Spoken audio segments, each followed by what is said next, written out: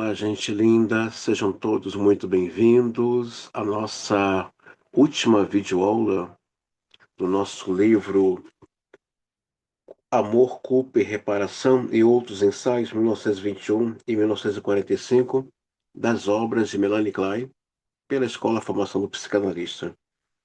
E hoje, na página 256, 1945, Complexo de Édipo, à luz das ansiedades arcaicas. Este último trabalho em Melanie Klein discute de forma extensa o complexo de Édipo. Antes já abordara com profundidade este assunto. Em estágios iniciais do conflito edipiano, 1928, a psicanálise de criança, 1932, que é o volume 3. Desde que essas obras foram escritas, houve dois avanços importantes em seu trabalho. Um de caráter geral e outro mais específico. O geral é a aceitação em psicanálise de crianças da interação entre amor e ódio como a base do funcionamento mental. Nesse livro, porém, ela ainda estava começando a empregar esse princípio. O modo que seus escritos sobre o complexo de Édipo em psicanálise de crianças não chegam a ser afetados por ele. A mudança mais específica é a nova teoria formulada em uma contribuição à psicogênese dos estados maníacos depressivos, 1935, que já estudamos, da posição depressiva como ponto crucial do desenvolvimento no primeiro ano de vida. O presente artigo é uma descrição revisada e ampliada do complexo de Édipo à luz dessas duas. Sua concepção particular do complexo de Édipo permanece a mesma de 1928, há estágios pré-genitais do complexo de Édipo, além da situação edipiana descoberta por Sigmund Freud, fantasias arcaicas sobre o pênis do pai dentro do corpo da mãe e sobre o interior da própria criança fazem parte da situação edipiana. A culpa não é um resultado do complexo de Édipo, estando presente desde o início e afetado todo o seu curso. A descrição do desenvolvimento sexual do menino e da menina, apresentando a psicanálise, também permanece válida. Agora, porém, Melanie Klein viu a forma, o início complexo e a causa do seu declínio, além de fazer acréscimos importantes à natureza do complexo de Édipo em si. Bom, eu já disse para vocês aqui em uma aula que Melanie Klein ela dá uma dica para quem pretende trabalhar com criança. Eu acredito que não é só criança, não. Como freudiano, eu penso que se vai atender criança, adolescente, jovem, adulto, ou até mesmo terceira idade, tem que rever esse complexo de Édipo. Tem que, aliás, sem Édipo, o ser humano não vive. Essa é a realidade. Mas ela deixa uma dica muito clara, a Melanie Klein. Ela fala da importância desse analista estudar profundamente o complexo de Édipo, o Édipo como dentro da mitologia grega. Então ela dá essa dica para a pessoa se aprofundar. E eu vou um pouco mais além, não só mergulhar nas questões é, do complexo de Édipo à luz da mitologia, como também os simbolismos, né? Os simbolismos aí e outros arquétipos que vêm a compor aí esse mito. Tenho dois objetivos principais a apresentar este trabalho. Pretendo escolher algumas situações típicas de ansiedade arcaicas e mostrar sua ligação com o complexo de Édipo, uma vez que essas ansiedades e defesas fazem parte da posição depressiva infantil. Como eu vejo, espero lançar alguma luz sobre a relação entre a posição depressiva e o desenvolvimento libidinal. Meu segundo objetivo é comparar minhas conclusões sobre o complexo de Édipo com as opiniões de Freud a esse respeito. Ilustrarei minha argumentação com pequenos exemplos retirados de dois históricos de caso.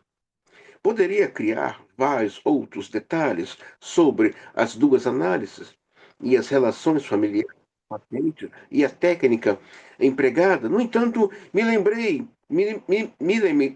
limitarei aos detalhes do material pertinentes ao assunto que pretendo examinar. As crianças cujo histórico de caso utilizarei para ilustrar minha argumentação sofriam de graves dificuldades emocionais ao tomar esse material como base para minhas conclusões sobre o curso normal do desenvolvimento de piano. Estou seguindo um método muito empregado pela psicanálise. Freud justificou esse ângulo de abordagem em muitas de suas obras. Num determinado ponto, por exemplo, ele afirma a patologia sempre nos presenteou o serviço de tornar reconhecíveis, isolando-as e exagerando-as, coisas que ficariam ocultas no estado da normalidade. Então, ela vai fazer o caminho de volta aí para entender a questão edipiana, né? Lembrando que Klein está explorando a questão de pena através da obra do Freud, tá, gente? A obra do Freud não está fechada, a obra da Klein não está fechada, tá bom? A obra de qualquer teórico da psicanálise está em aberta para quem, né? Eu acredito que uma pessoa que se aprofunde, venha se aprofundar muito em pesquisas sobre teoria, né? Faz aí uma especialização na teoria psicanalítica. Existem faculdades que dá pós-graduações em lato sensu, em teoria psicanalítica, em técnica psicanalítica. Outros oferecem mestrado somente em teoria psicanalítica. Eu acredito que uma pessoa que se aprofunda, venha se aprofundar de maneira assim exaustiva e, e decisiva, pode se autorizar ou se aventurar em querer pegar uma dessas obras e querer rever ali, né? Essas teorias hoje o que mais chega na clínica são pessoas de ordem de muita ansiedade, pessoas que têm uma dificuldade muito grande de permanecer no presente.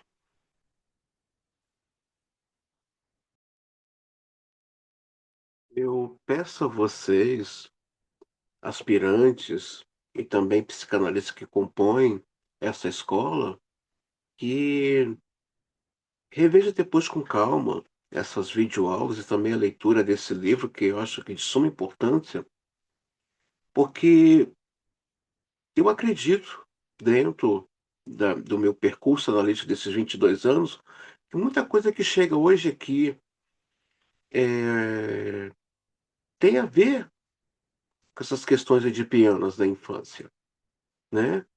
E hoje virou moda, né?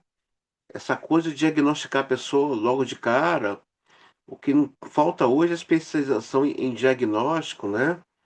Mas em psicanálise não é assim que trabalhamos. Em psicanálise o trabalho é de investigação, é de muita leitura, é de muita troca. Por isso eu peço a vocês que desenvolvam um vínculo de amizade e companheirismo entre vocês, aí, colegas, né? Da escola, os que são daqui do Rio e os que não são do Rio, que possam interagir entre si. Mas eu acredito que daqui a um tempo nós iremos promover encontros que possam facilitar a visita dessas pessoas aqui no Rio de Janeiro, né? Ou então nós irmos de encontro a essas pessoas em que se encontram em outra cidade, como Minas Gerais, como é, o sul do Brasil, né? Tem alunos aqui que é do sul do Brasil, e outros se encontram em Brasília, mas outros moram em São Paulo, né? Mas a proposta é que esse analista tenha o cuidado de, de uma forma minuciosa, investigar esse sujeito que chega com tanta ansiedade e que está com pressa que a análise resolva. E o trabalho de análise não é pressa, é investigação. Então, peço a vocês com muito carinho, muito cuidado, que reveja esse movimento histérico que está hoje no mundo, né? As pessoas não conseguem viver o momento presente, estão sempre correndo, mas para onde? Por quê, né? Trechos de um histórico, de um caso que ilustra o desenvolvimento do menino. material que utilizei como ilustração de minhas opiniões sobre o desenvolvimento de piano no menino foi retirado da análise de um menino de 10 anos. Seus pais se viram obrigados a procurar ajuda para o filho porque alguns de seus sintomas tinham se desenvolvido a ponto de impedi-lo de frequentar a escola. Tinha muito medo das outras crianças e, por causa disso, evitava cada vez mais sair sozinho. Além disso, uma contribuição progressiva de suas capacidades e interesses já deixava os pais preocupados há alguns anos. Além desses sintomas que se tornaram impossível sua presença na escola, o menino se preocupava de forma exagerada com a saúde e ficava deprimido com frequência. Essas dificuldades se manifestavam na aparência do paciente, que parecia muito preocupado e infeliz. Às vezes, porém, e isso era impressionante durante as sessões, sua depressão desaparecia e seus olhos, de repente, ficavam cheios de vida e brilho, alterando completamente seu rosto. Richard era uma criança precoce e bem dotada de vários aspectos, tinha grande propensão para a música e já dava mostras disso numa idade muito tenra. Tinha grande amor pela natureza, mas apenas em seus aspectos agradáveis. Seus dons artísticos se manifestavam, por exemplo, na escolha de palavras e de um pendor para o drama que animava a sua conversação. Não se dava bem com crianças e se sentia melhor na companhia de adultos, principalmente mulheres. Tentava impressioná-las com seus dons conversacionais e insinuar-se junto a elas de forma bastante precoce. Então, nós vemos aqui um caso de uma criança que já estudamos o caso do Richard aqui, né? Uma criança que tinha dificuldade de se relacionar com os outros. E hoje o que mais chega na clínica são pessoas trazendo um texto, uma narrativa de suas dificuldades de se relacionar com o outro, de abraçar, de beijar, de receber afeto. Tudo isso fala como é que foi, como se deu esse desenvolvimento aí da infância e da formação da personalidade e do desenvolvimento psíquico dessa criança, né? Eu já citei para vocês, né, para revisitar lá o texto do Zimmermann, né, no capítulo da teoria em que ele fala da questão do desenvolvimento da personalidade, da questão da estrutura psíquica, dar aí um norte para entender o que acontecia com essa criança, o Richard. E também entender esse adulto que chega hoje com tantas inverdades na clínica, que você fica assim, caramba, né? Pessoas que não gostam de beijo, não gostam de abraço, pessoas que não gostam de sair de casa. Isso tá virando até um clichê, né? Tá virando até uma modinha, mas não tem nada de moda ali, não. Tem algo ali de ordem de pena muito mal resolvido. Minha garrafinha de água. Então, a Clay viu isso. Tem uma questão aqui edipiana mal resolvida. E essas questões edipianas de uma questão mal resolvida fala desses pais. Fala desses pais. Nós vimos na segunda videoaula desse livro que a Clay apresenta aqui uma proposta dentro da ótica da psicanálise, o desenvolvimento de uma criança. Claro, Klein não está desmerecendo o olhar da psicologia, da pedagogia, da psicopedagogia, da neurociência ou da neuropedagogia. Ela está mostrando aqui, olha, para uma criança se desenvolver, ela precisa ser escutada. E havia uma criança que ela pegou com muita ansiedade, e a criança é ansiosa. E uma vez que essa ansiedade não é lida, como diz o Winnicott, não é descrita, não é decodificada, ela tende a recalcar essa ansiedade, mas ela não vai desaparecer, ela vai reaparecer com outros sintomas na vida adulta dessa criança. Então, é importante sim conhecer bem o universo da criança, à luz desses teóricos maravilhosos que é Anna Freud, a Melanie Klein, Winnicott e também as escolas francesas que vai trabalhar aí, como a François Douto, Manoni, e muitas outras, né, que mergulhou aí no universo desses seres tão maravilhosos e também indefesos, né, que muitas vezes tudo que a criança quer é, como diz Winnicott, ser achada, né? E não é isso que acontece na vida adulta, né? A pessoa quer ser achado pela pessoa amada, quer ser achado pelos amigos, né? É, a pessoa, e como é que é esse ser achado? Poxa, lembrei de um evento e pensei em você. Poxa, lembrei de um passeio que chamar você. Ser achado, né? É aquela pessoa que muitas vezes espera durante o dia uma mensagem de carinho da pessoa que ela ama, né? Isso é ser achado. Mas o Winnicott também diz, e é trágico e é ruim quando essa criança não é achada. É muito trágico, é muito ruim. Ansiedades arcaicas que impedem o desenvolvimento edipiano, né? Tomarei como ponto de partida a retomada da análise depois de uma interrupção de 10 dias. Até então, a análise durara 6 semanas. Durante esse intervalo, fui a Londres e Richard viajou de férias. Ele nunca estivera no aéreo e seus medos apontavam Londres como o lugar sob maior risco de um bombardeio. Para ele, então, ir a Londres significava ir em direção à destruição e à morte.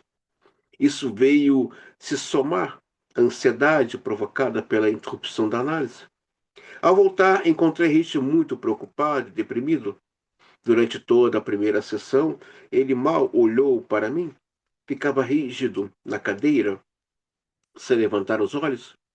Ou então saía agitado para a cozinha, ao lado do jardim. Apesar dessa clara resistência, entretanto, conseguiu me fazer algumas perguntas e eu tinha visto a Londres arrasada. Algumas perguntas. Eu tinha visto a Londres arrasada? Houve algum bombardeio enquanto eu estive lá? Caiu alguma tempestade em Londres? Uma das primeiras coisas que me contou foi que odiava ter que voltar à cidade onde fazia análise, chamando-a de chiqueiro e pesadelo. Logo saiu para o jardim, onde parecia mais à vontade para olhar em volta. Viu alguns cogumelos que mostrou a mim, tremendo e dizendo que eram venenosos. De volta à sala, pegou um livro da estante e apontou especificamente para a figura de um pequeno homem lutando contra um monstro horrível. No segundo dia depois da minha volta, Richard me falou com muita resistência sobre uma conversa que tivera com a mãe enquanto estava fora. O menino lhe contara que estava muito preocupado com a possibilidade de vir a ter bebês mais tarde e perguntou se isso doía muito. Ela então explicou mais uma vez o papel que o homem desempenha para a reprodução e ela declarou que não gostaria de pôr seu órgão genital dentro do órgão genital de outra pessoa. Por isso, o deixaria assustado. Toda a situação era uma grande fonte de preocupação para o menino. Minha interpretação liguei esse medo à cidade chiqueiro em sua mente. Ela representava meu interior e o interior de sua mãe, que tinha se tornado mal por causa da tempestade e das bombas de Hitler. Essas representavam o pênis do pai, mal, entrando no corpo da mãe e transformando-a num lugar ameaçado e ao mesmo tempo ameaçador.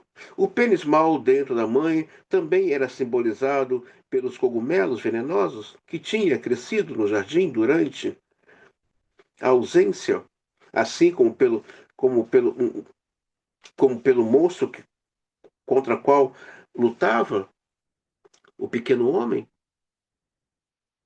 A fantasia de que a mãe continha o órgão genital destrutivo do pai explicava, em parte, seu medo de ter relações sexuais. A sociedade fora excitada intensificada pela minha ida a Londres. Seus próprios desejos agressivos ligados à relação sexual entre os pais vieram a aumentar muito suas ansiedades e sentimentos de culpa. Então, ela está mostrando aqui, né? Eu já disse aqui para vocês que a Clay vai falar que uma das coisas que atrapalha esse Édipo de se desenvolver é quando não houve castração, ou quando essa castração foi muito mal feita na vida dessa criança, né? Ansiedade relacionada aos pais internalizados. Antes de apresentar os desenhos 5 e 6, é preciso fazer uma introdução. Richard sentia dor de garganta e tivera um pouco de febre na noite anterior. Mesmo assim, veio a análise, pois era um dia quente de verão. Como já observei antes, dores de garganta e gripes faziam parte de seus sintomas. E mesmo quando não eram fortes, provocavam grande ansiedade, hipocondria no menino. No início da sessão, em vez em que fez os desenhos 5 e 6, Richard estava extremamente ansioso e preocupado. Ele me contou que sua garganta, desculpa, estava muito quente e que tinha algum tipo de veneno atrás do nariz. Sua próxima associação produzia com muita resistência.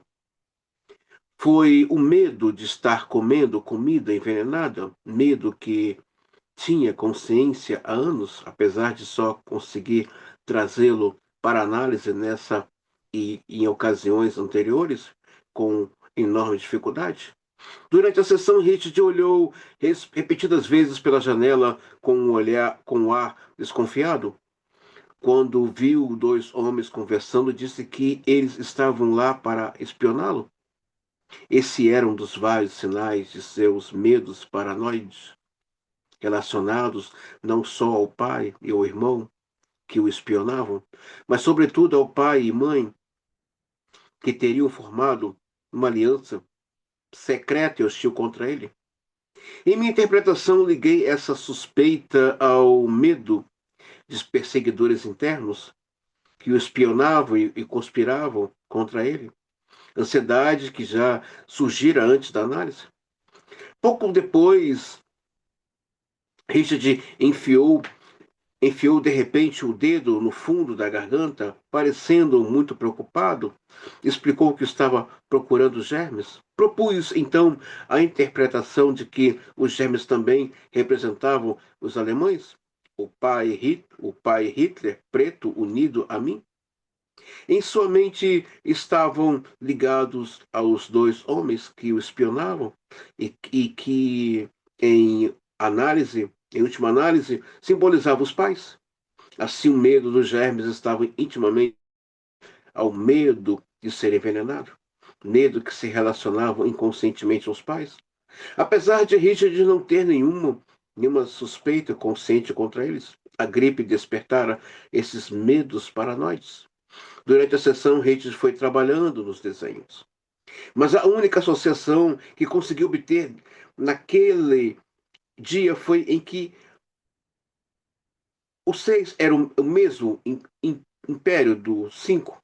De fato, os dois desenhos foram feitos de forma de folha de papel. No dia seguinte, Richard já tinha se recuperado completamente da dor de garganta e estava com um estado de espírito muito diferente. Contou que, com muita animação, como tinha gostado do café da manhã, principalmente com flocos de trigo, e me mostrou como os tinha mastigado. Comera muito pouco 2 dias anteriores. Segundo o menino, seu estômago tinha ficado muito pequeno, magro e chupado. Agora vocês veem, né? Às vezes o Winnicott vai falar sobre esse, essa ideia fantasmática, né, que o adulto carrega, né, e que a criança acredita que há alguém debaixo da cama, né. É muito sofrido quando uma criança não se sente em casa acolhida. Muitas vezes ela tem uma casa, não um lar.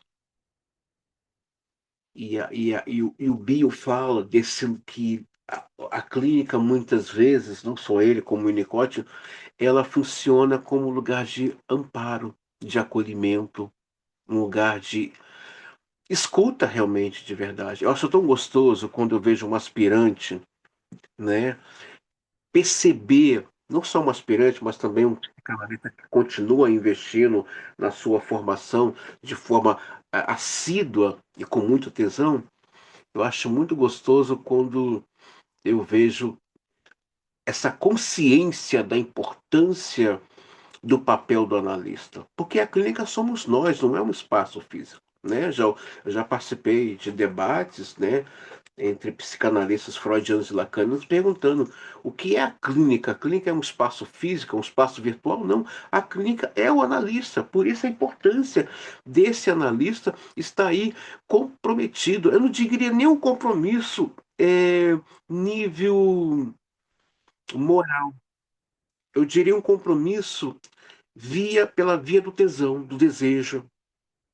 Claro, todos nós temos superegos, né? Existe para você estar aqui assistindo essa videoaula, tá abrindo mão, colocando na sua agenda um espaço para assistir essa aula, fala de um superego. Fala de um superego, fala de um compromisso, né? Então, isso para mim fala de uma conscientização da sua formação.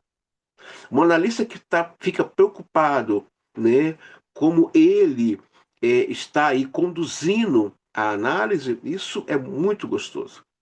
Um analista que está preocupado, não é uma preocupação de cobrança, mas é uma preocupação tipo o cuidado dessa vida que chega na clínica, né? Então, quando eu vejo isso com pacientes meus que são analistas, né, que tem todo essa preocupação, eu vejo ali um superego, né, muito salutar, né, é, atuando aí nesse nessa instância psíquica desse analista e também desse aspirante, né? Eu vi uma coisa muito legal de um aspirante em análise que ele falou assim: eu não quero atender de qualquer jeito. Eu achei aquilo tão fantástico, sabe? Eu falei, caramba, essa conscientização do papel da clínica, né? Isso é importantíssimo. A água fica bem geladinha, gente. Olha, coisa gostosa, minha gente. Fica muito geladinha a água. Puxa vida, muito boa mesmo. Isso é muito sério, gente. O resumo histórico de caso do menino: o fracasso de Hitch ao tentar estabelecer com firmeza a posição genital se devia, em grande parte, à sua incapacidade de lidar com a ansiedade, nos estágios iniciais do seu desenvolvimento, né? Ele tentou de todas as formas aí como lidar. Aliás, é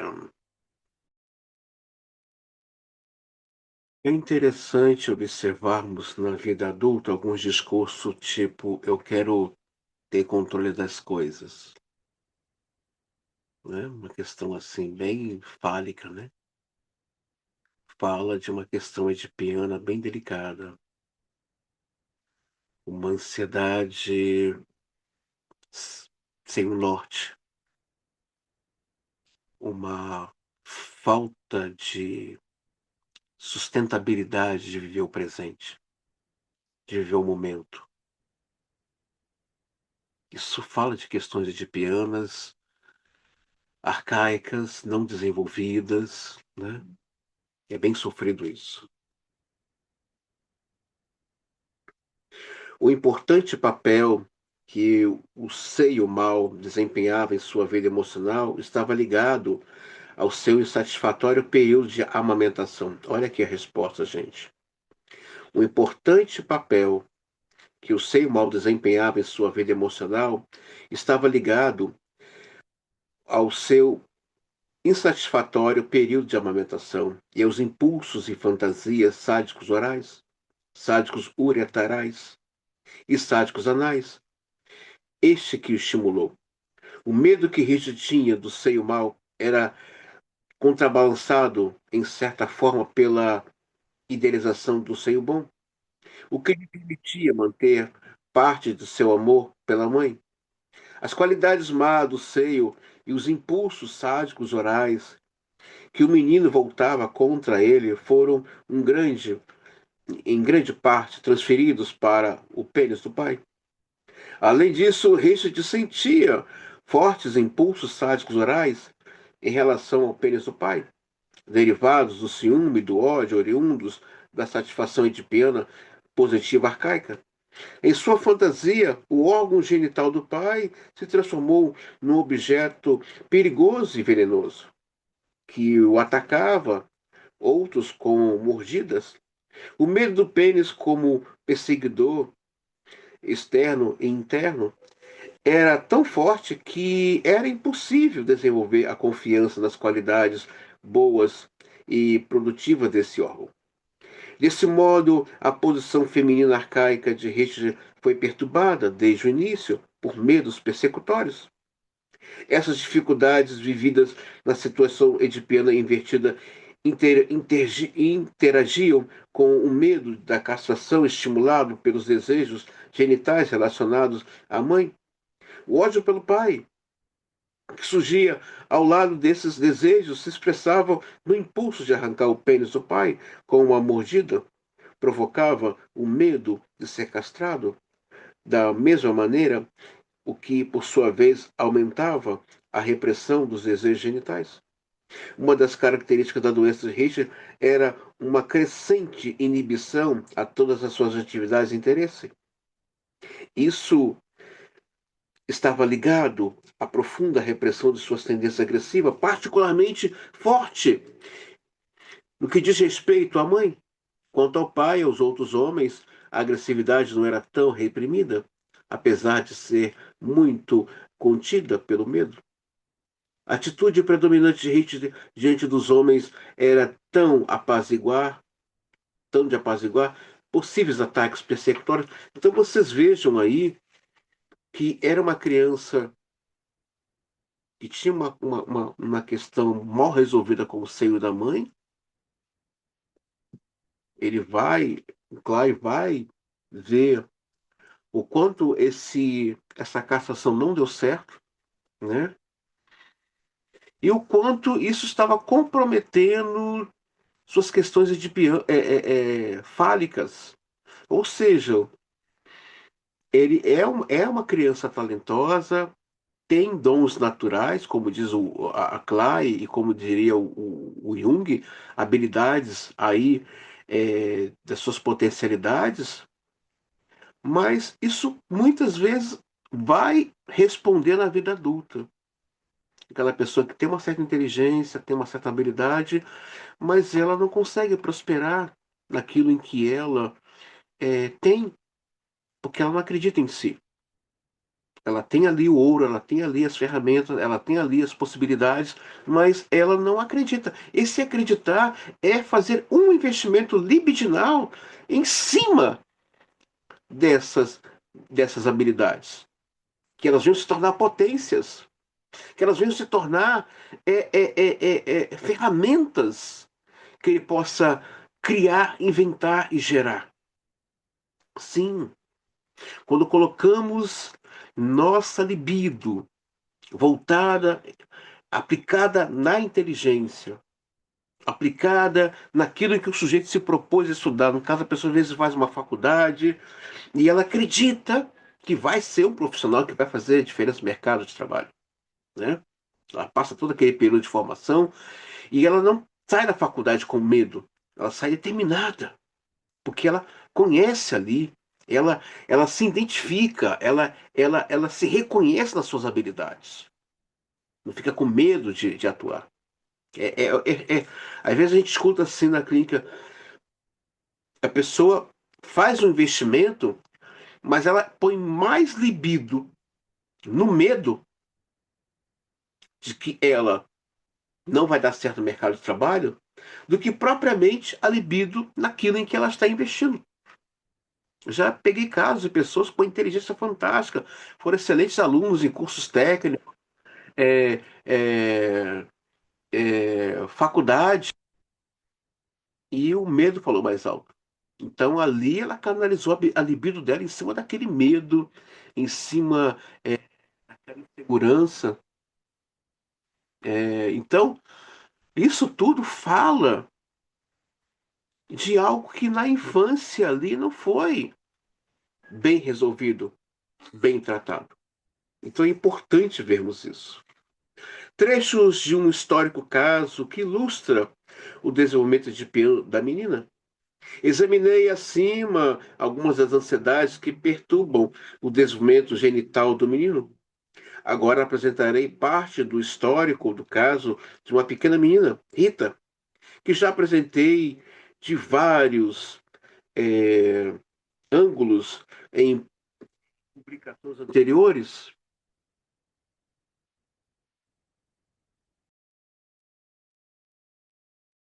Esse material tem certas vantagens para a apresentação, pois é simples e direto. Sua maior parte já foi publicada antes. No entanto, acrescentarei alguns detalhes que não foram publicados até agora, além de novas interpretações que não poderia ter feito na época, mas que, em retrospecto, parecem justificadas pelo material. Minha paciente, que no início da análise tinha 2 anos e 9 meses, era uma criança muito difícil de se criar. Ela sofria de vários tipos de ansiedade, não conseguia suportar a frustração e caía em frequentes estados de infelicidade. Apresentava características obsessivas e salientes, que já vinham crescendo em algum tempo. Insistia na realização de complicados cerimoniais obsessivos. Alternava uma bondade exagerada acompanhada de um sentimento de remorso, com estados de mau comportamento, em que tentava dominar todos à sua volta.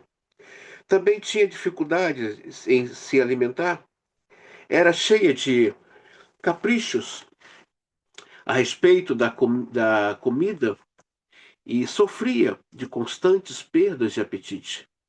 Apesar de ser uma criança muito inteligente, o desenvolvimento e a integração de sua personalidade eram refreados pela força da neurose. Gente, só uma observação aqui: comer é um ato de afeto. Nosso primeiro ato de afeto quando nascemos é a alimentação. Negar a alimentação é negar esse seio. E a Melanie Klein vai fazer uma observação bem detalhada, não sei quantos aqui já assistiu aula sobre desmame. Deixa eu, só uma observação aqui, gente, né? Eu gravei essa aula já. É a página 364, acerca do desmame. Klein pede aí que esse analista tenha uma observação bem detalhada sobre esse momento. Bem detalhada, tá? Então, é importante ver essa criança que nega comer, dessa adolescente que não quer comer. Tem algo falando desse desmame, tem algo falando desse seio. E o desmame é também um ato de castração. Então, Klein pede aí para observar esse desmame de ambas as partes, da criança e da mãe. Se houve algo aí realmente de uma ordem salutar, ou se foi algo por uma via de culpa, né? Ou também de querer se livrar dessa criança ou dessa mãe. Chorava muitas vezes, aparentemente sem motivo. E quando a mãe perguntava por que estava chorando, respondia: porque estou muito triste. No entanto, quando perguntava por que está tão triste, ela respondia: porque estou chorando. Seus sentimentos de culpa e infelicidade se expressavam em constantes perguntas feitas à mãe: eu sou boa? Você me ama? E assim por diante. Não suportava nenhum tipo de censura e quando levava alguma reprimenda, caía no choro ou assumia uma postura desafiadora. A sensação de insegurança em relação aos pais se manifestou, por exemplo, no incidente a seguir, que ocorreu em seu segundo ano de vida. Constataram-se que uma vez começou a chorar porque o pai, em vez de fez uma ameaça brincalhona a um urso no livro de figuras, com a qual ela obviamente se identificara. Rita sofria de forte inibição no brincar.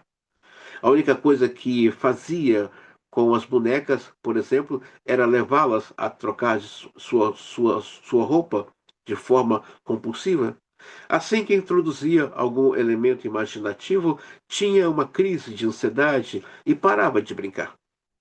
Apresento a seguir alguns fatos relevantes da de sua história. Rita foi amamentada durante alguns meses, depois passou para a mamadeira, que de início teve grande dificuldade em aceitar. O desmame da mamadeira para alimentos sólidos também foi muito problemática e a menina ainda sofria de dificuldades na alimentação quando comecei a análise. Além disso, naquela época ainda tomava uma mamadeira toda noite. A mãe me contou que tinha desistido de desmamar essa última mamadeira de Rita, pois toda tentativa nesse sentido trazia grande sofrimento para a criança. Quanto ao treinamento da menina nos hábitos de higiene, completado muito cedo, em seu tenro segundo ano de vida, tenho motivos para acreditar que a mãe conduziu esse processo com muita ansiedade. Ficou claro mais tarde que a neurose obsessiva da menina estava intimamente ligada a esses sentimentos precoces. Gente, olha, é sempre importante na hora de uma entrevista que for atender uma criança ou um adulto, né? Quem tem aí uma pegada de uma formação pluralista, não custa nada perguntar como foi, né? Esse processo da gravidez e como foi essa questão da chegada, se houve celebração, né? O Winnicott fala muito da importância da celebração da chegada de uma criança, né? O outro caso também é esse processo do desmame. É importante perguntar como você mamou? Como foi esse período de amamentação? Houve prazer da parte da mamãe querer amamentar? Tudo isso é importante que conta aí nesse processo de análise e nessas condutas, muitas vezes, que o sujeito não sabe dar nomes a essas condutas, que ele próprio começa a se rotular de uma coisa que ele não é. E o que mais chega hoje na clínica são pessoas com rótulos e quer que você confirme esse rótulo. O papel do analista não é confirmar o rótulo, o papel do analista é investigar como o sujeito chegou àquele ponto e como ele desenvolveu aquele sintoma. E nós estamos vendo aqui, e Clive vai mostrar que a criança já sofre de culpa desde pequeno. Já sofre, né? A mãe queria realmente parar de amamentá-la. A mãe já estava querendo se livrar dela. Rita dormiu no quarto dos pais até ter quase 2 anos, testemunhando várias vezes a relação sexual entre os pais. Seu irmão nasceu quando tinha 2 anos e foi nessa época que sua neurose se manifestou com toda a força. Outra circunstância que contribuiu para essa situação foi o fato de a mãe também ser neurótica e ter uma clara atitude ambivalente em relação a Rita. Os pais me contaram que a menina gostava muito mais da mãe do que do pai, até o fim do primeiro ano de vida. No início do ano seguinte, passou a apresentar uma clara preferência pelo pai, justamente com fortes ciúmes da mãe. Aos 15 meses, Rita muitas vezes se sentava nos joelhos do pai e expressava com clareza o desejo de ficar sozinha com ele no aposento. Já conseguia dizer isso com palavras. Quando tinha cerca de 18 meses, houve uma mudança surpreendente, que se manifestou numa alteração de sua relação com ambos os pais, além de vários sintomas como pavores noturnos e fobias de animais, principalmente de cachorros. A mãe tornou-se novamente a favorita, mas a relação da criança com ela apresentava forte ambivalência. Ela se apegava tanto à mãe que mal suportava perdê-la de vista. Junto a isso vinha tentativas de dominá-la, assim como um ódio, muitas vezes mal disfarçado contra ela. Ao mesmo tempo, Rita desenvolveu uma clara antipatia pelo pai. Esses fatos foram claramente observados na época e relatados a mim pelos pais. No caso de outras crianças, é comum que o relato dos pais sobre os primeiros anos de vida dos filhos seja um pouco confiável, pois à medida que o tempo passa, os fatos também tendem a ser falseados em suas lembranças. No caso de Rita, os detalhes ainda estavam frescos na memória dos pais, e a análise confirmou todos esses pontos essenciais de seu relato. Claro, a menina vê os pais tendo ali relações sexuais, né? É óbvio que ela vai ter terror noturno, como diz o Freud. Ela vai sonhar com alguma coisa que vem atormentá-la. Mas é em relação a isso tudo que ela. E Claire fala uma coisa muito interessante, gente, sobre a capacidade psíquica inconsciente dessa criança de. Ela não sabe nomear, mas ela sabe que aquilo ali tem um significado na mente inconsciente. Então, tudo isso é muito que esse analista tenha esse material em mãos para poder ali ter uma direção do tratamento com essas vidas. É importante ter tudo isso em mãos. Relações iniciais com os pais. No início de seu segundo ano de vida, alguns elementos importantes da situação de Piana de Rita eram facilmente observáveis, como a preferência pelo pai e o ciúme da mãe, ou até mesmo o desejo de tomar o lugar da mãe ao lado do pai. Ao avaliar o desenvolvimento de piano de Rita em seu segundo ano de vida, é preciso levar em consideração alguns fatores externos importantes. A criança dormia no quarto dos pais e teve ampla oportunidade de testemunhar a relação sexual entre os dois. Havia, portanto, um estímulo constante para seus desejos libidinais, também para o ciúme, o ódio e a ansiedade. Quando Rita tinha 15 meses, a mãe ficou grávida e a criança compreendeu inconscientemente seu estado. Como consequência, o desejo de receber o bebê do pai e a rivalidade com a mãe foram muito reforçadas. Isso fez uma agressividade juntamente à ansiedade e aos sentimentos de culpa e crescer a tal ponto que não era mais possível manter seus desejos edipianos. Vocês vejam como é sofrido para uma pessoa se tornar adulta. Como é sofrido. Não é tão fácil. Ser adulto é se haver com as suas questões. Isso é muito sério.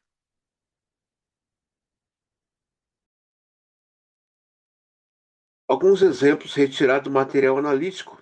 A ansiedade que Rita sentiu ao testemunhar a cena primária pode ser percebida no material a seguir. Em certa ocasião, durante a análise, a menina colocou um bloco triangular de um lado e disse: Isso é uma pequena mulher. Depois pegou um pequeno martelo, como chamava o bloco oblongo, e começou a bater na caixa de blocos, dizendo: Quando o martelo bateu com força, a pequena mulher ficou muito assustada. O bloco triangular representava a própria menina, o martelo, o pênis do pai e a caixa, a mãe. A situação como um todo representava o fato de, de ter testemunhado a cena primária. É importante observar que ela bateu na caixa exatamente no ponto em que ela estava colada apenas com um papel, fazendo buraco. Essa foi uma das ocasiões em que Rita demonstrou uma forma simbólica o conhecimento inconsciente que tinha da vagina e do papel que ela desempenhava em suas teorias sexuais. Os dois exemplos a seguir estão relacionados ao complexo de castração e a inveja do pênis. Rita brincou que viajava com seu ursinho de pelúcia para a casa de uma mulher boa, onde receberia um presente maravilhoso. Essa viagem, porém, não ocorreu como planejado. Rita se livrou do maquinista e tomou seu lugar. Mas ela voltava constantemente para ameaçá-la, causando grande ansiedade. Um dos objetos de disputa entre os dois era o ursinho, que ela acreditava ser essencial para o sucesso da viagem. O ursinho, nesse ponto, representava o pênis do pai, né? A rivalidade entre este e a menina se expressava nessa luta pelo pênis. Rita tinha roubado o pênis do pai, em parte por sentimentos de inveja, ódio, vingança, e em parte para tomar seu lugar junto à mãe. Assim como o pênis potente do pai poderia reparar os danos feitos à mãe em fantasia. Outro exemplo está ligado ao seu ritual para dormir, que foi se tornando cada vez mais complicado e compulsivo com a passagem do tempo e envolvia um cerimonial equivalente com a boneca. O ponto mais importante é que a menina e a boneca também ficassem bem apertada debaixo dos lençóis, pois senão, como ela dizia, um rato ou uma palavra inventada por ela entraria pela janela e arrancaria seu próprio butzen como uma mordida.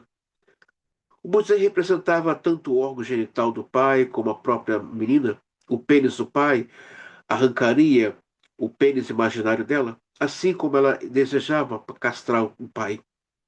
Examinando o caso em retrospecto, vejo que o receio de que a mãe atacasse o interior de seu corpo também alimentava o medo de alguma coisa entrasse pela janela. O quarto também representava o corpo da menina, e o assaltante era a mãe, retaliando ataques que a criança fizera contra ela.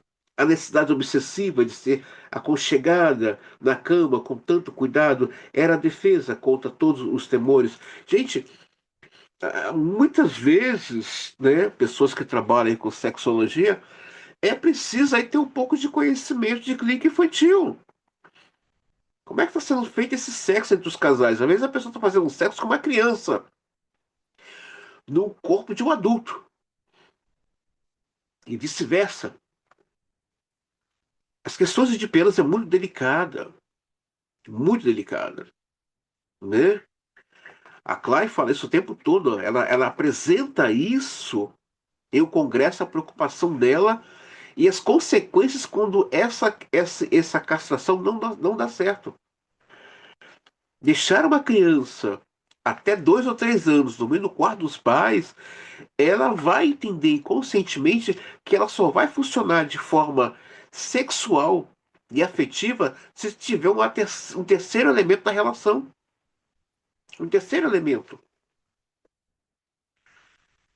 E muitas vezes os pais não entendem o comportamento de uma menina, né, ou de um menino na adolescência, quando eles falam: você está invadindo o meu espaço, que é o quarto.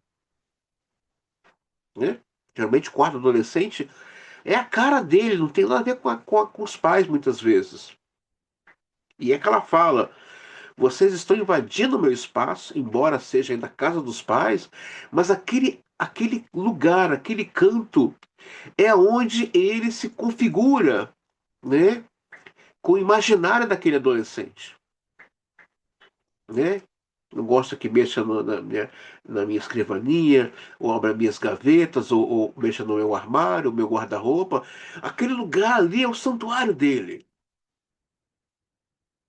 Muitas vezes, os pais também, que têm suas questões edipianas mal resolvidas, não entendem, muitas vezes, essa linguagem, essa configuração do comportamento do adolescente. E aí fica complicado, né? Bem complicado. Então, vocês aí que têm aí uma especialidade em sexologia, é bom aí ter essa pegada aqui, né, desse conhecimento aí sobre o universo edipiano da criança, né, seja do menino ou da menina, né, é muito importante ter essa conscientização, essa percepção. O desenvolvimento do superego, as ansiedades e os sentimentos de culpa descritos nas duas sessões anteriores estavam ligados ao desenvolvimento do superego de Rita, descobrindo na menina um superego cruel e severo, do tipo que se encontra por trás das neuroses obsessivas graves nos adultos. Na época da análise, remeti à origem desse desenvolvimento no início do segundo ano de vida. À luz de minha experiência posterior, sou levado à conclusão de que a formação do superego de Rita, na verdade, teve início em seus primeiros meses de vida. No jogo de viagem que descrevi acima, o maquinista representava tanto o superego como o pai real.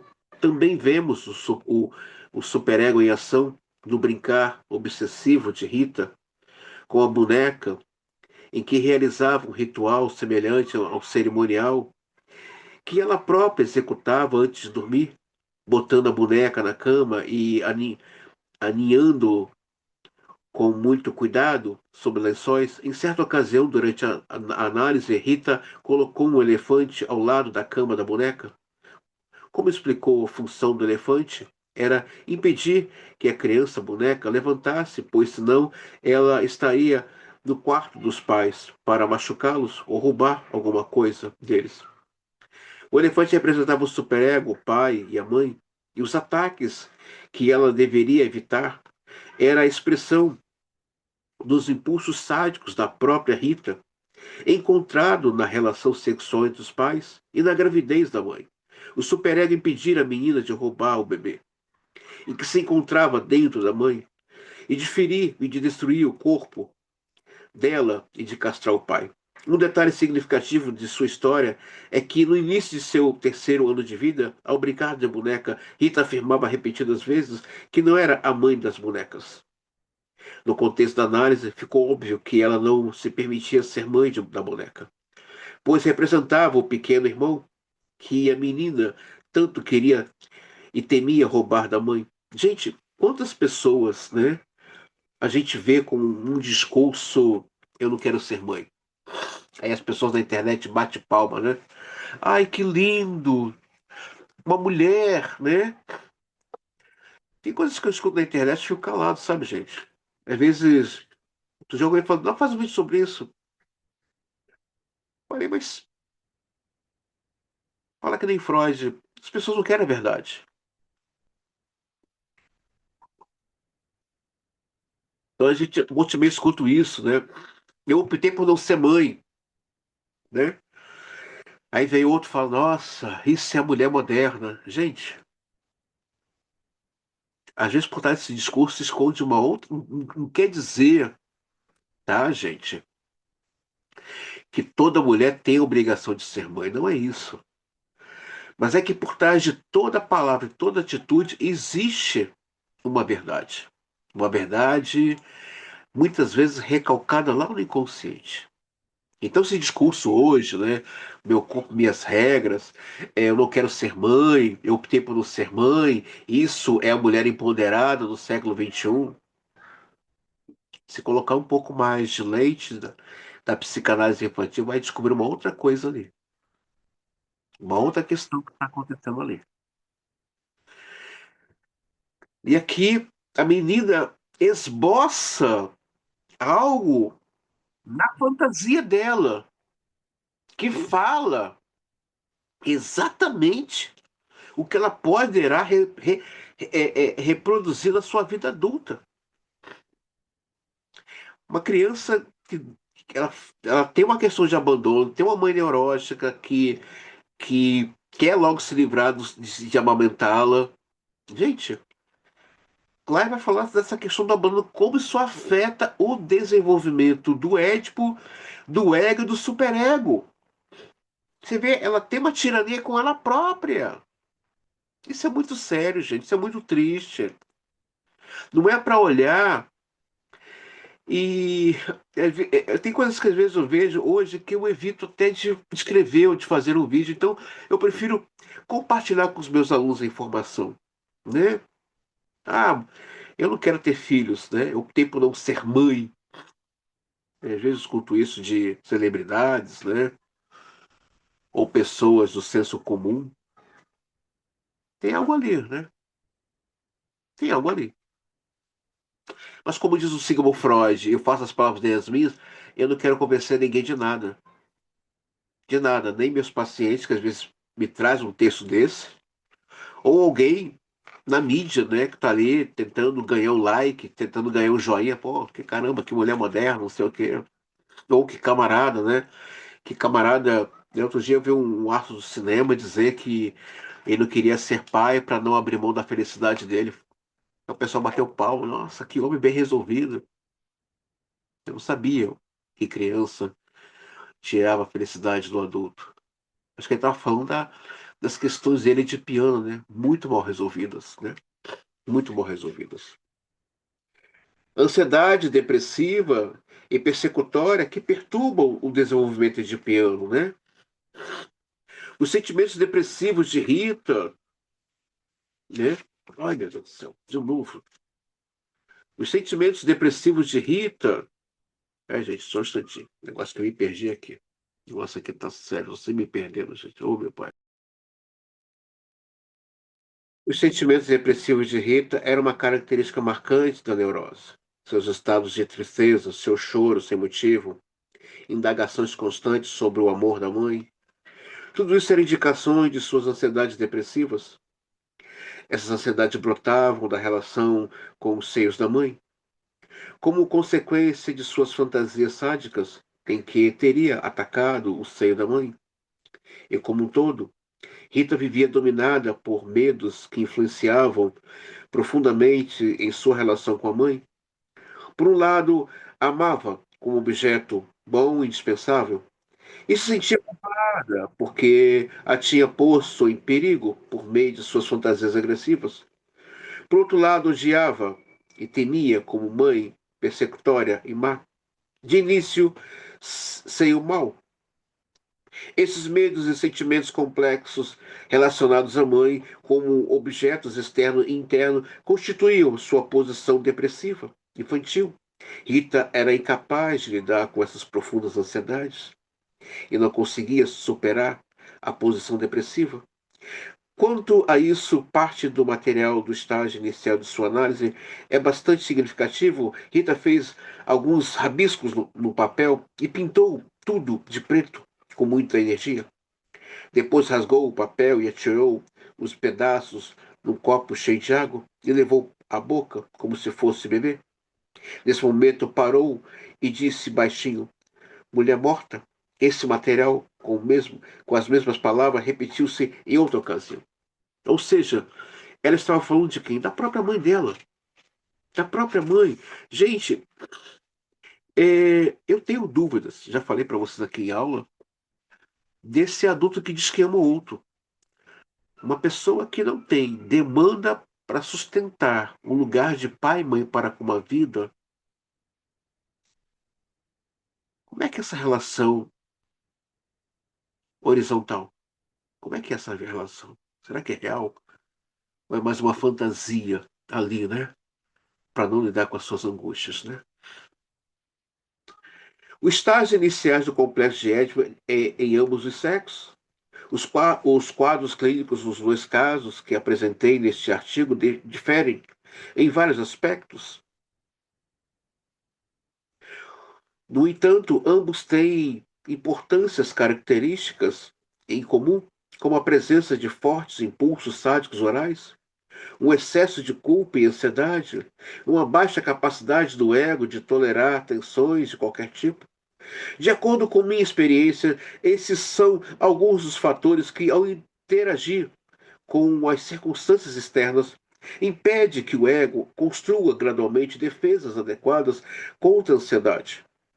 Como resultado, a elaboração das ansiedades, de situações de ansiedade arcaicas se tornam mais difícil, prejudicando o desenvolvimento emocional e libidinal da criança, assim como o seu ego, devido ao domínio da ansiedade e da culpa. Há uma fixação exagerada nos estágios iniciais da organização libidinal, e a interação com esse fator. Uma tendência excessiva de regredir a esses estágios, como consequência, o desenvolvimento de piano é prejudicado, a organização genital não se estabelece com firmeza, nos casos descritos neste artigo, assim como em outros pacientes, o complexo genético começou a se desenvolver normalmente quando essas ansiedades arcaicas foram reduzidas. Mas como elas são reduzidas, gente? Aí entra uma pergunta aqui muito séria. Como se reduz esse processo de ansiedade na criança? Quando a gente viu naquela aula, quando ela é escutada nos seus questionamentos, nas suas angústias. O Winnicott tem uma fala muito gostosa, e nós vamos ver isso. Claro, quem for fazer, né, esse curso em março do ano que vem. É, o Winnicott vai falar que se a criança, a mãe, não consegue decodificar suas emoções, ela se sente desamparada. E há um outro problema. Essa criança tem dificuldades de fazer leitura das emoções do outro. Tem dificuldade, uma dificuldade muito grande. Então isso é muito sério que nós estamos discutindo aqui. Um Édipo não castrado vai ter sim problemas no desenvolvimento dessa criança. O desenvolvimento edipiano da menina já descrevi os estágios iniciais do desenvolvimento edipiano da menina, na medida em que este coaduna com o do menino. Agora indicarei algumas características essenciais que são específicas do complexo de Édipo da menina. Quando as sensações genitais ganham força no bebê, o sexo feminino aume- aumenta seu desejo de receber o pênis, em conformidade com a natureza receptiva de seu órgão genital.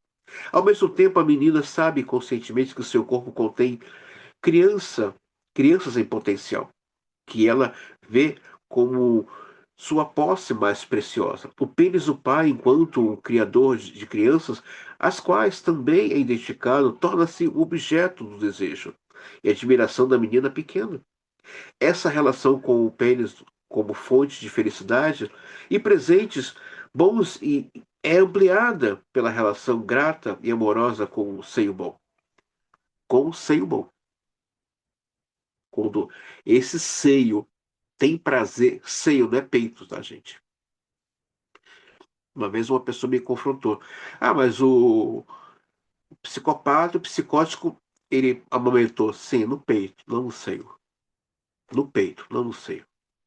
Quando fala-se de seio em psicanálise, fala de afeto, o prazer de amamentar.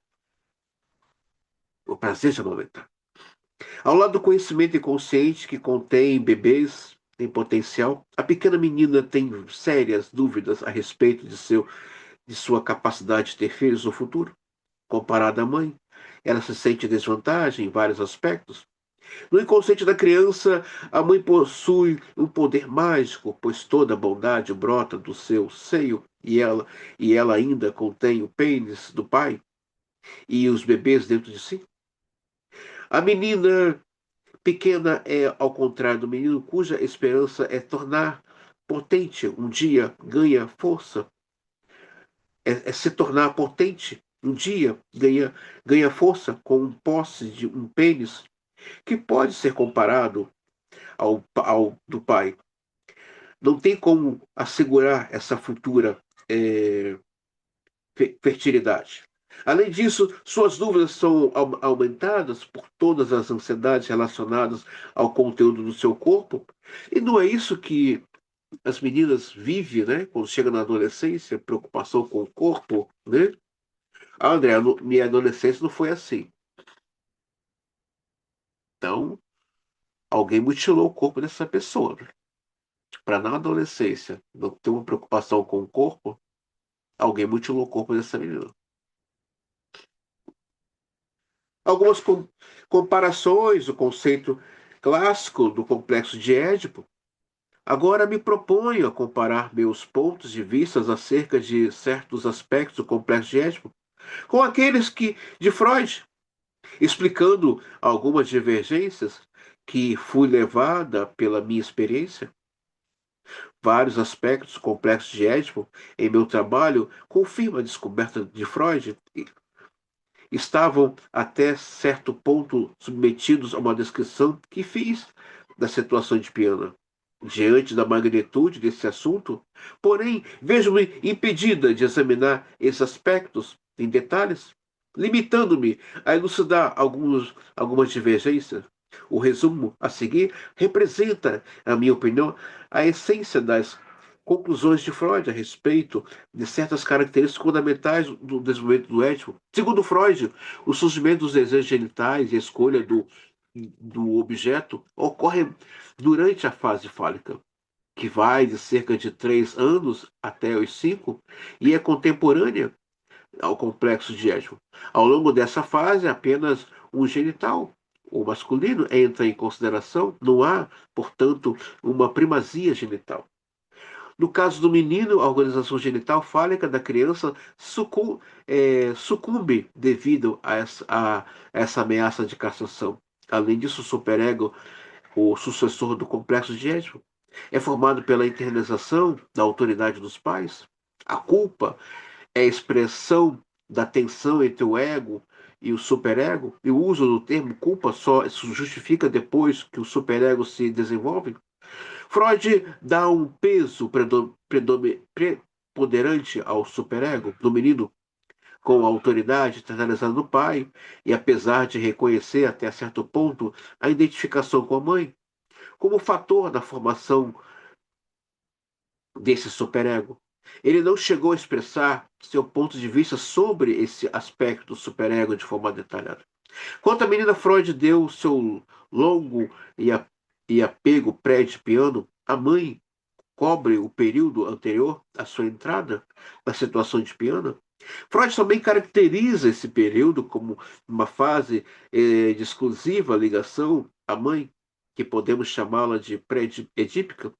Mais tarde, durante a fase fálica, os desejos fundamentais da menina em relação à mãe, mantidos ainda com grande intensidade, concentram-se na vontade de receber o pênis dela.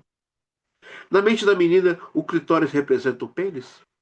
A masturbação do clitóris é uma expressão de seus desejos fálicos. A vagina ainda não foi descoberta e só passará a desempenhar seu papel na vida adulta. Quando a menina perceber que não possui um pênis, seu complexo de castração passa a ocupar o primeiro plano. Nesse momento, o apego à mãe é rompido pelo ressentimento e o ódio por, por essa não ter lhe dado um pênis. A menina também descobre que nem mesmo a mãe possui um, o que contribui para que ela se afaste da mãe e se volte para o pai. De início, ela se aproxima do pai com o desejo de receber um pênis. Só depois de surge o desejo de receber um filho dele. Ou seja, quando a criança consome uma velha equivalência simbólica, toma o lugar do pênis. Desse modo, seu complexo de Édipo é ativado pelo complexo de castração. A principal situação de ansiedade da menina é a perda do amor. E Freud liga esse medo ao temor da morte da mãe. Gente, é... e quando essa menina não tem o pai? Fica complicado o desenvolvimento sexual e edipiano dessa menina. Fica complicado. É um ponto aqui que merece um pouco de observação. Fica muito complicado esse desenvolvimento sexual da menina. Bem delicado. É um ponto que precisa aqui de um olhar. Ao longo dessa descrição do complexo de Édipo, procurei demonstrar a independência de certos aspectos importantes do desenvolvimento. O desenvolvimento sexual da criança está ligado à forma inextricável e suas relações do objeto e a todas as emoções que moldam desde o início sua atitude diante da mãe e do pai. Ansiedade, culpa e sentimentos depressivos são elementos intrínsecos da vida emocional da criança e, portanto, permeia suas relações de objetos iniciais, que constitui,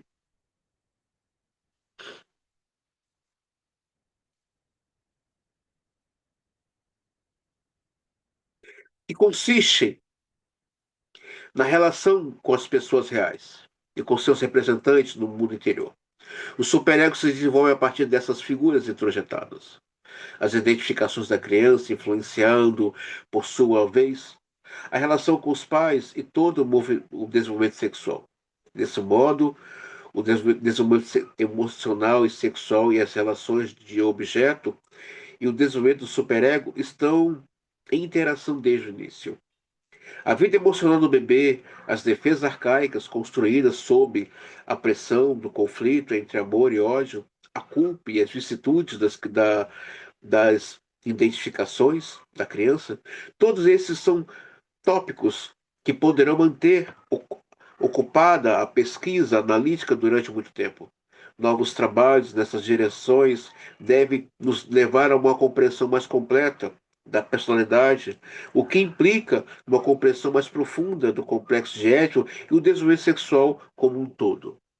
Então, você que chegou até aqui no final dessa última videoaula, não do curso, tá, gente? Da última videoaula desse módulo um que é Amor, Culpa e Reparação e outros ensaios, 1921 a 1945. Hoje é dia 10 de junho, começamos bem o ano, né? E fechamos aqui.